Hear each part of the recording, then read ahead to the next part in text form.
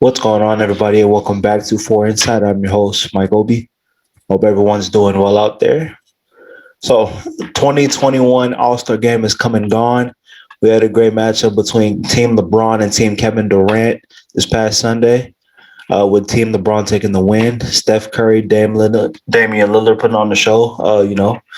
Throwing up some threes, putting up the half-court shots that are looking like free throws these days. And then, Giannis Antetokounmpo going on perfect 16 for 16 from the floor, winning the Kobe MVP for the All-Star game this weekend. And, LeBron really not having to do too much, able to rest his legs and really being able to manage the game from the sidelines. So all in all, I think, this past weekend's All-Star game, the fact that, nobody from the game had tested positive. Joel Embiid and Ben Simmons had to miss the game, unfortunately, just being in contact with the barb who tested positive. But, at least those guys are also negative. So, all in all, I think it was a success for the NBA.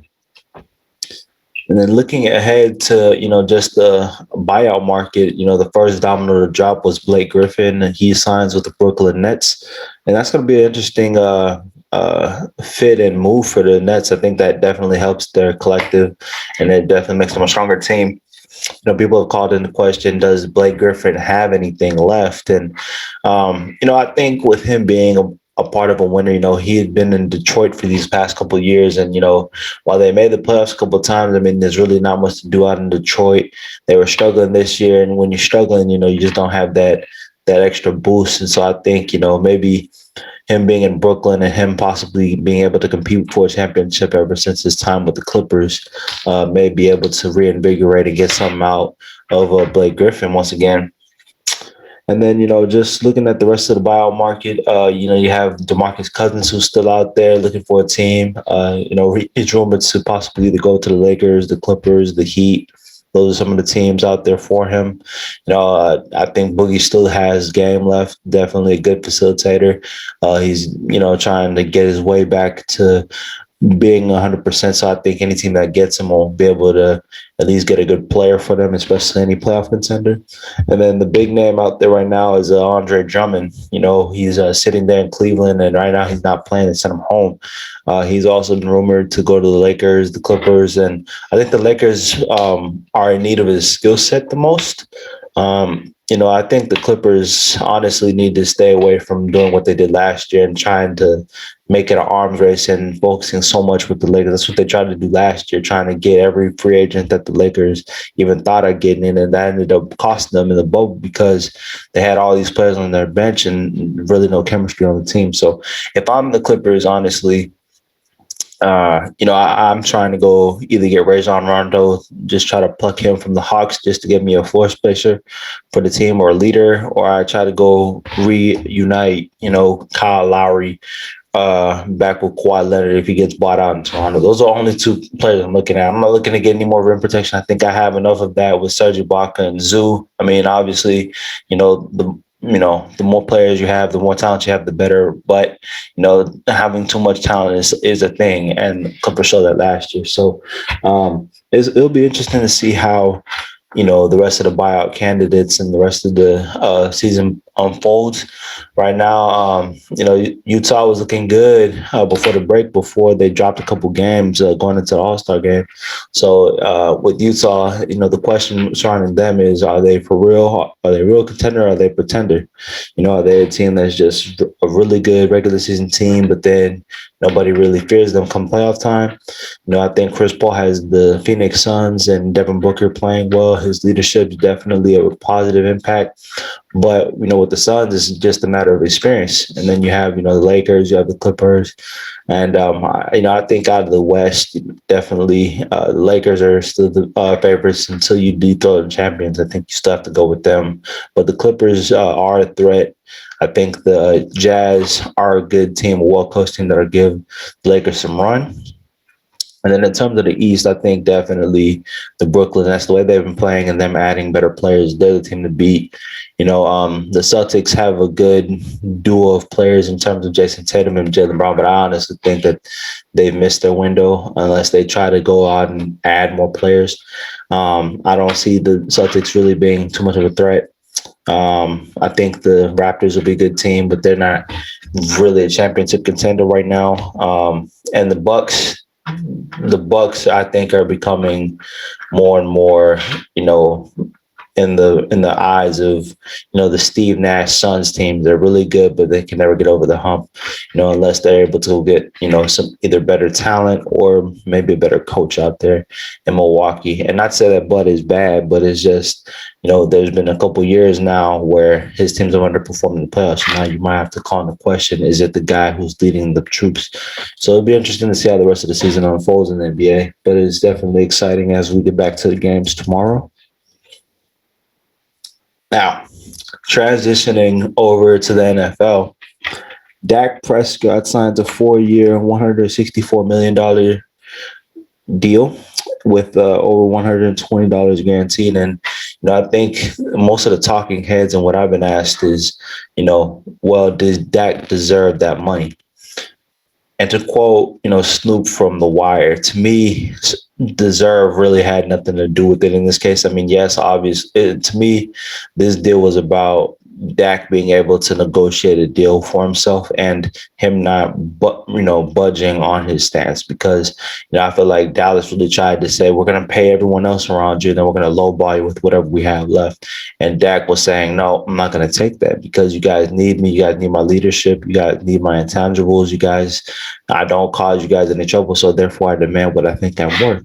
And they tried to franchise tag him. The Cowboys management played a hard bargain with him, and they were going to franchise tag him again. But I think Jerry and the rest of the staff kind of looked at it and said, maybe this isn't worth trying to play hardball and be petty about. And so they signed him to a deal. So congratulations to Dak Prescott for sure.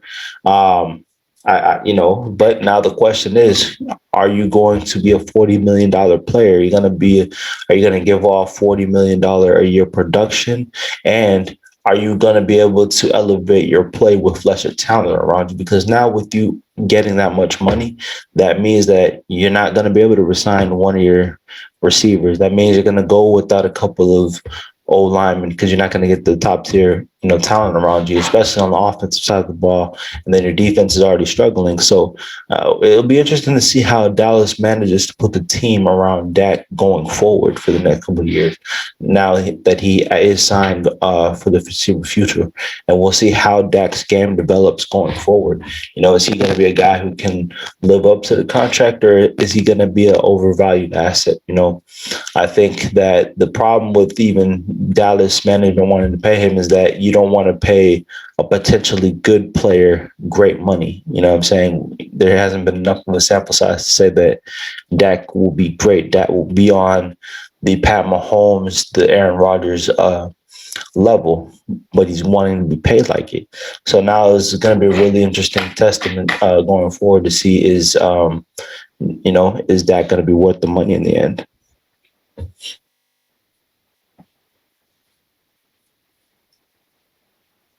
Now, just and also, I think the NFL is going to have a very interesting challenge next year, especially with the salary cap going down. You kind of already seen the effects of it now. In this early stage of the free agency period, a lot of teams have had to release and cut players that just cost too much salary for them. So a lot of big names and good names have been let go. So now, I think a lot of teams are going to look a lot different. One team to keep your eye on is a team like New England, who, Bill Belichick's always been a shrewd operator, has always been able to find talent and find undervalued talent or find overvalued talent that has been let go of and bring them to the Patriot culture and, try to build a team. So we'll see what Bill's able to do in terms of all the guys he's able to get back.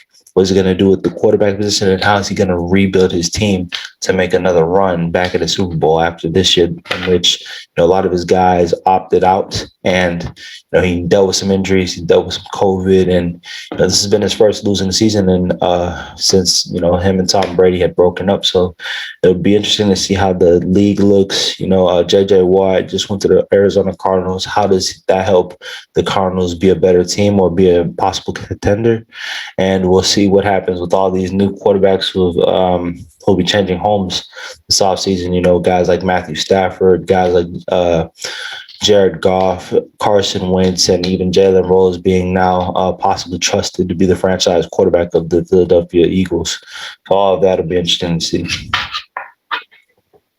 And then just, getting away from sports, especially here in the city of Houston, it's going to be an interesting time for us here because the governor has lifted the mask mandate here. So we're definitely going to be the guinea pigs to see whether, this whole COVID and the pandemic that we've been dealing with here in the country and really worldwide, is this, are we really out the woods here in Houston? And, this will be an interesting time to see.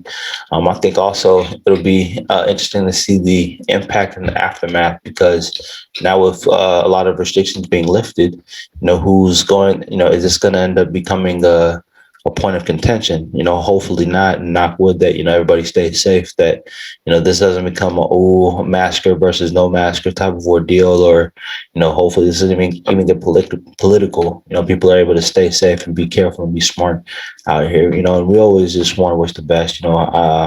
People have been at home and are trying to get back to living their lives regularly. So, we'll be able to see, kind of what happens going forward. And hopefully more people are able to get vaccinated for those who want to. And the rest of us are able to get, to a point of safety and ease, and we can get back to living our lives as normal. But that'll wrap up this edition of Foreign Insight. I appreciate everybody who continues to listen and tune into the channel. Obviously, comment and follow me on all social medias. Follow the show on all social medias, and I'll always hit my inbox and let me know what type of content you guys want to hear, what type of topics you guys want me to touch. This is an open platform, and this is all about reflecting and analyzing. More guests are coming, in the foreseeable weeks, and you can catch this episode on YouTube, Anchor, and Spotify, and all platforms streaming podcasts. Much love.